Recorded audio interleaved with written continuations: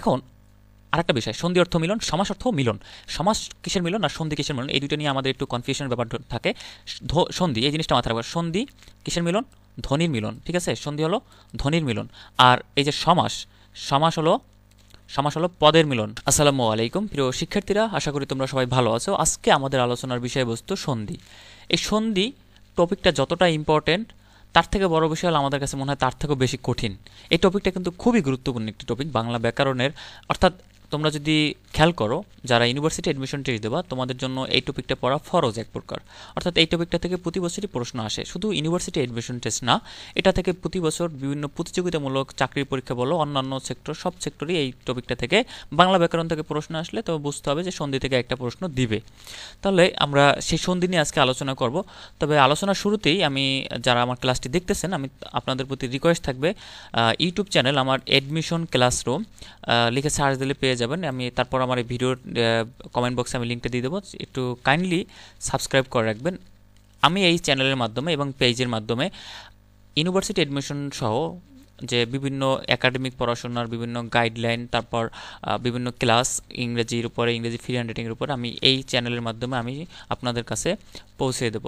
তো আশা করি আপনারা চ্যানেলটা সাবস্ক্রাইব করে রাখবেন। তো আমরা চলে যাই আমাদের ক্লাসে। সন্ধি অর্থ আমরা সবাই জানি, সন্ধি অর্থ কি, মিলন। সন্ধি অর্থ কি, মিলন। এখন আরেকটা বিষয়, সন্ধি অর্থ মিলন, সমাস অর্থ মিলন। সমাস কিসের মিলন আর সন্ধি কিসের মিলন, এই দুটো নিয়ে আমাদের একটু কনফিউশনের ব্যাপার থাকে। সন্ধি এই জিনিসটা মাথায় রাখবে, সন্ধি কিসের মিলন, ধ্বনির মিলন, ঠিক আছে, সন্ধি হলো ধ্বনির মিলন। আর এই যে সমাস হলো পদের মিলন, ঠিক আছে, পদের মিলন। এটা আমরা যখন সমাসের ক্লাস করব তখন আমরা জেনে নেব যে সমাস পদের মিলন, পদ কাকে বলে সেটাও জেনে নেব। তো এখন আমরা আসি সন্ধি। আমরা যেহেতু মিলন শব্দটা আসছে, এই কারণে আমি সমাসটার সাথে একটু যুক্ত করলাম এখানে। তো সমাস অর্থ হলো মিলন বা সংক্ষেপণ, সন্ধি অর্থ হলো মিলন।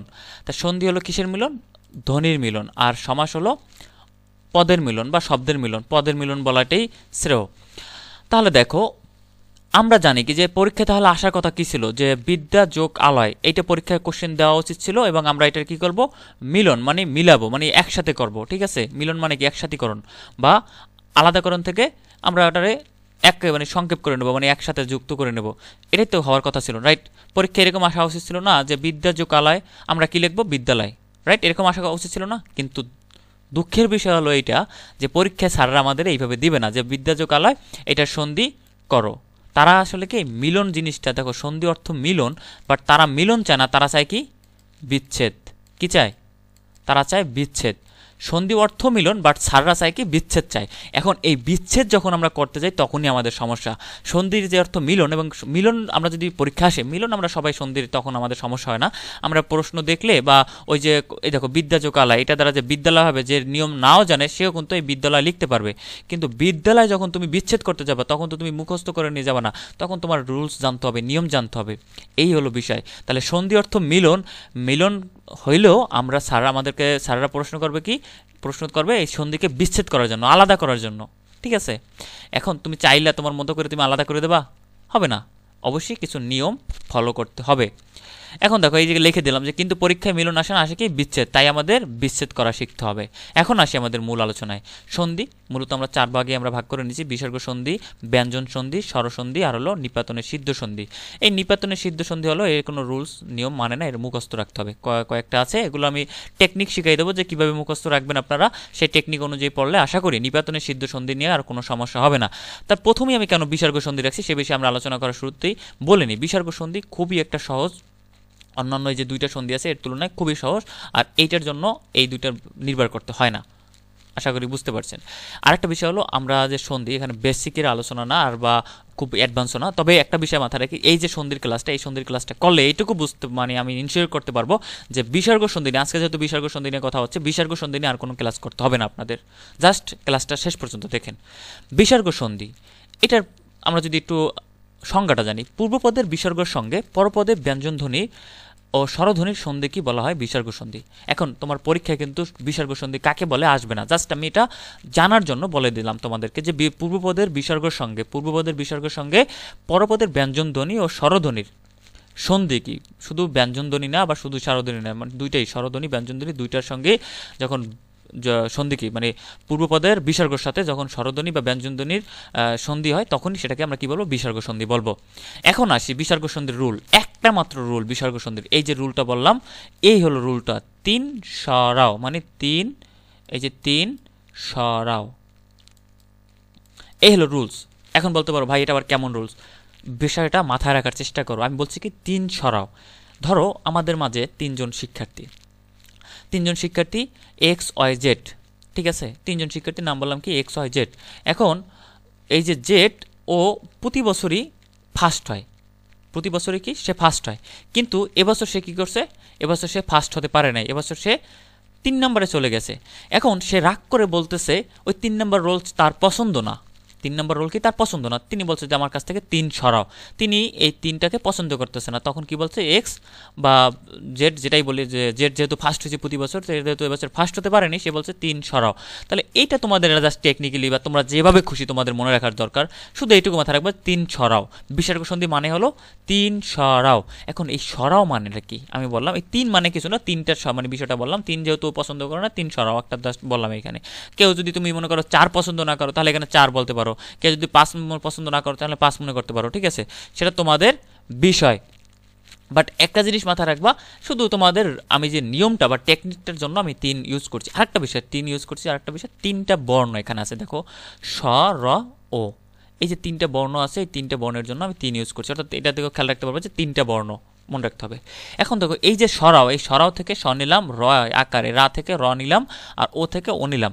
এই স মানে হলো তালব্য স, মানে 3টা স, যে আমরা 3টা আমাদের ব্যঞ্জন বর্ণে যে 3টা স আছে 3টা স, স তালব্য স, দন্ত স, মূর্ধন্য স, র এই যে শুধু র মানে রেফ র যেটাকে বলি আমরা, আর একটা হলো রেপ, এই যে রেপটা, ঠিক আছে, আর হলো ও দ্বারা ও কারকে বুঝাইছি, এগুলোর অবস্থানে শুধু বিসর্গ বসাবো। এখন বলতে পারো ভাই আপনি কি বুঝাইছেন, কিছুই বুঝতে পারেনি, অবশ্যই বুঝতে পারোনি, আমি বুঝতে পারছি, এখন আবার বুঝাচ্ছি তোমাদের জন্য।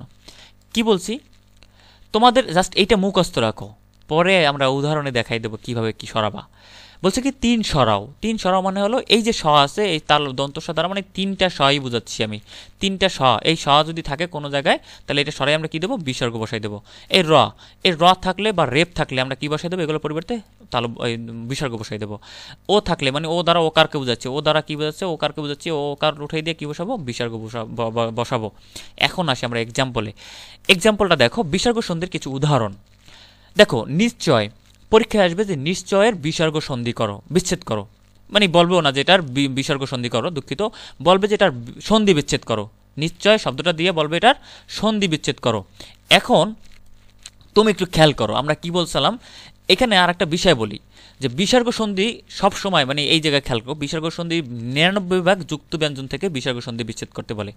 আমি আবার বলছি, বিসর্গ সন্ধি যে শব্দটা থেকে মানে সন্ধি করতে বলবো, আর ওই সন্ধিটা যদি বিসর্গ সন্ধি হয় তাহলে ওই মানে শব্দটা তোমার মাথায় রাখতে হবে যে সন্ধিটা কি, মানে ওই শব্দটা অবশ্যই যুক্তবর্ণ হবে, ওই শব্দটার মধ্যে যুক্তবর্ণ থাকবে। আমি আবার বলছি, যদি কোনো শব্দ বিসর্গ সন্ধি হয় মানে বিচ্ছেদ করতে যদি বিসর্গ সন্ধির নিয়মে যাইতে হয় তাহলে ওই শব্দটার ভিতরে অবশ্যই দেখবা যুক্ত ব্যঞ্জন থাকবে। এই দেখো যুক্ত ব্যঞ্জন আছে প্রত্যেকটাই, তাহলে এটা 99% মানে ম্যাক্সিমাম ক্ষেত্রে 100টার ভিতরে 99টা। এখন আমরা আসি যে এটা একটু সন্ধি বিচ্ছেদটা করি। আমরা বলছিলাম যে কি 3 সরাও, আমাদের রুলটা মনে রাখো, এই যে রুলটা মাথায় রাখতে হবে, 3 সরাও। এখন দেখো নিশ্চয় শব্দটা কি বলছি, সন্ধি বিচ্ছেদ করতে বলছে। তাহলে দেখো নিশ্চয়ের ভিতরে দেখো কি আছে, যুক্ত ব্যঞ্জন আমরা খেয়াল করবো। দেখো নিশ্চয় আমরা যদি এটার অক্ষর বিন্যাস করি, অক্ষর আলাদা করি, মানে অক্ষর বিচ্ছেদ করি, নিশ যোগ চয়, এটা কিন্তু নিয়ম না, জাস্ট আমি তোমাদেরকে বোঝানোর জন্য আলাদা করে দিচ্ছি। দেখো নিশ্চয়, তাহলে দেখো আমরা কি পাচ্ছি এখানে তালব বর্ষা পাচ্ছি, রাইট। তাহলে আমরা বলছি কি 3 সরাও মানে ওই সগুলো স র ও এগুলো সরাই ফেলবো, মানে উঠাই ফেলবো। তাহলে সর পরিবর্তে কি দেবো, শুধু এই যে বিসর্গ দেবো, জাস্ট এইটুকুই। দেখো এখানে ভাস্কর, তাহলে ভাস্কর আমরা যদি অক্ষরগুলো কি আমরা তোমরা যদি অক্ষর হিসেবে না জানো, বর্ণ আর অক্ষরের ভিতরে কিন্তু পার্থক্য আছে, তো এগুলো তোমাদের জানতে হবে। দেখো ভাস্কর, এখানে আমরা যদি অক্ষর বিন্যাস করি ভাস্কর, তাহলে আমরা জানি কি 3 মানে 3 সরাও, এই যে 3 সরাও বলছি, তার স্বর মধ্যে কি দেখো এই মূর্ধন্য স কিন্তু আছে, দন্ত স আছে, তালব্য স আছে, সবগুলো কি আমরা উঠাই নেব, উঠে কি বসাবো বিসর্গ বসাবো, উঠে কি বসাবো এই যে বিসর্গ বসাবো। তাহলে দেখো ভাস্কর, তাহলে এই যে স আছে এই সটাকে আমরা তুলে কি দেবো, শুধু বিসর্গ দেবো। দেখো নিষ্ঠুর, এটা আলাদা হয়ে গেছে, এটা নিষ্ঠুর বানানটা এরকমের, নস্কের নি মূর্ধন্য ষ ঠু র নিষ্ঠুর। এখন দেখো এটার যদি আমরা অক্ষর বিন্যাস করি তাহলে কি হবে নিষ্ঠুর, এখানে তালব্য ষ না, এটা হবে মূর্ধন্য ষ, ঠিক আছে, এটা মূর্ধন্য ষ হবে। তাহলে এই শটা আমরা তুলে দিয়ে কী করবো এখন, জাস্ট বিসর্গ যুক্ত করে দেবো, মানে বসাই দেবো। পরিষ্কার, দেখো পরিষ্কার যদি আমরা অক্ষর বিন্যাস করি, মানে অক্ষর আলাদা করি, পরিশ যোগ কার, পরিষ্কার, পরিশ যোগ কার। এখন এটা আমরা সন্ধি বিচ্ছেদ করবো। দেখো কি বলছি, এই যে স আছে, স তুলে দিয়ে কি বসাবো, শুধু বিসর্গ বসাই দেবো। নিশ্চিহ্ন, দেখো এখানে কি যুক্তবন্ধন করতে, দেখো তালব্য ষ কি আছে, অবশ্যই আছে। দেখো নিশ্চিহ্ন অক্ষর বিন্যাস করলাম, তারপরে এই শটা তুলে দিয়ে কি বসাবো, ওই বিসর্গ বসাবো। আশা করি এর থেকে ভাই মানে সহজ রুল বিসর্গ সন্ধি আর কোথাও পাবা না। একটা জিনিস মাথায় রাখবা, কি বলছি, এই যে 3 স রাও, এই যে তালব্য ষ মানে দন্ত স, মানে স যে কটা আছে সব কটা তুলে দিয়ে আমরা বিসর্গ বসাবো। র শুধু রেফ র, মানে রেফ, এই যে র, এই রটা আর এই রেফটা থাকলে ওখানে আমরা বসাই দেবো ও, মানে বিসর্গ বসাই দেবো উঠাইয়া, ওকার আমরা ওকার উঠিয়ে বিসর্গ বসাই দেবো। আরও দেখি আমরা বহিষ্কার, দেখো বহিষ্কার আমরা যদি যুক্ত এই মানে অক্ষর বিন্যাস করি তাহলে এই দেখো বহিষ যোগ কার, বহিষ্কার, ঠিক আছে। তাহলে বহিষ্কার আমরা দেখো কি পাই, এই যে দেখো যুক্তব্যঞ্জন আমরা কি পাইছি, মূর্ধন্য ষ, তা মূর্ধন্য ষ তুলে দিয়ে কি বসাবো, বিসর্গ, জাস্ট হয়ে গেছে। নমস্কার যদি আমরা নমস্কার ভাঙি, নমস যোগ কার, তাহলে নমস্কার আমরা কি পাই, দেখো এই দেখো নমস্কারের তালব্য ওই মূর্ধন্য ষ আছে, তাহলে এই যে মূর্ধন্য ষ যুক্তব্যঞ্জনে পাইছি মূর্ধন্য ষ, মূর্ধন্য তুলে দিয়ে কি দেবো, বিসর্গ। আবিষ্কার, দেখো আবিষ্কারে কি বলবো, এই যে যুক্তব্যঞ্জন আছে সযুক্ত, এই শটা আমরা তুলে দিয়ে কি বলবো, বিসর্গ। নিষ্করণ, দেখো নিষ্করণে কি বসাবো, এই যে দেখো আমরা বলছি কি প্রত্যেকটা কিন্তু 99% কিন্তু যুক্তব্যঞ্জন থাকে, বিসর্গ সন্ধিতে যুক্তব্যঞ্জন থাকবেই। তাহলে এই ছটা তুলে দিয়ে আমরা কি বসাবো, জাস্ট বিসর্গ বসাবো। শিরোচ্ছেদ, দেখো শিরোচ্ছেদ, এটা যদি আমরা কি বলে অক্ষর বিন্যাস করি, সরকার শির তালব্য ষ, শিরস ছয়কারে ছে 10 ছেদ, শিরোচ্ছেদ। তাহলে এই যে শিরোচ্ছেদ বললাম, এই শটাকে তুলে দিয়ে আমরা কি বসাবো, বিসর্গ বসাই দেবো শুধু। এই এখন দেখো র দিয়ে আমরা তো জানি, আমরা বলছি কি দেখো র, এখানে কিন্তু আমরা শিখছি যে স, এখন এই এতগুলো উদাহরণ কিন্তু স দিয়ে দেখলাম, এখন র দিয়ে দেখি একটু। দেখো দুর্নীতি, এইখানে খেয়াল করো যে ন, এই যে রেপ আছে কিন্তু, দেখো আমরা বলছি কিন্তু র মানে কি, র মানে হলো এই রেফ র আর হলো রেফ, ঠিক আছে। এখন দেখো এই যে দুর্নীতি, আমরা যদি এটারে একটু মুছে নিই, এখানে এটা যদি আমরা অক্ষরে বিন্যাস করি, 10 করে 2 র, দূর যোগ 9 দুকে নি, 10 করে 3 নীতি। তাহলে দেখো এই যে আমরা বলছি কি, যে যেখানে র থাকবে সেখানে আমরা তুলে দিয়ে কি বসাবো, জাস্ট বিসর্গ।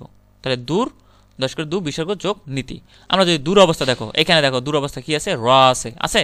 তাহলে দূর অবস্থা আমরা যদি সন্ধি বিচ্ছেদ মানে অক্ষর বিন্যাস করি, দূর যোগ অবস্থা, দূর অবস্থা, তাহলে এটার আমরা এই যে রটা তুলে দিয়ে আমরা কি বসাবো, বিসর্গ বসাবো। ভাই বিসর্গ সন্ধি এর থেকে সহজে আর কোনো মানে রুলস নিয়ম কিচ্ছু নেই। একটা শুধু মাথায় রাখবা কি, 3 সরাও, এই যে 3 সরা, কোথা থেকে 3টা সরাইতে হবে, এই যে সগুলো এগুলো সরাইতে হবে কোথা থেকে, আশা করি বুঝতে পারছো, যে যেখানে যুক্ত ব্যঞ্জন মানে যুক্ত ব্যঞ্জন আছে বা দুইটা ধ্বনির যেখানে মিলনস্থল করছে, এইগুলো এই বর্ণ দিয়ে যেখানে মিলন করছে সেখান থেকে আমরা এই বর্ণগুলো সরাই দেবো, সরাই কি বসাবো, বিসর্গ বসাবো। তাহলে বিসর্গ সন্ধি নিয়ে আর কোনো তোমাদের সমস্যা নাই, আশা করি এইটুকু। যদি কোনো সমস্যা থাকে কমেন্টে অবশ্যই জানাবা। তো আজকে এই পর্যন্তই, আমরা পরবর্তী ক্লাসে সন্ধির স্বরসন্ধি আর হলো ব্যঞ্জন সন্ধি নিয়ে আমরা আলোচনা করব, এবং নিপাতন সন্ধির আমরা মানে টেকনিকটা সেই পরবর্তী ক্লাসে আমরা দিয়ে দেবো।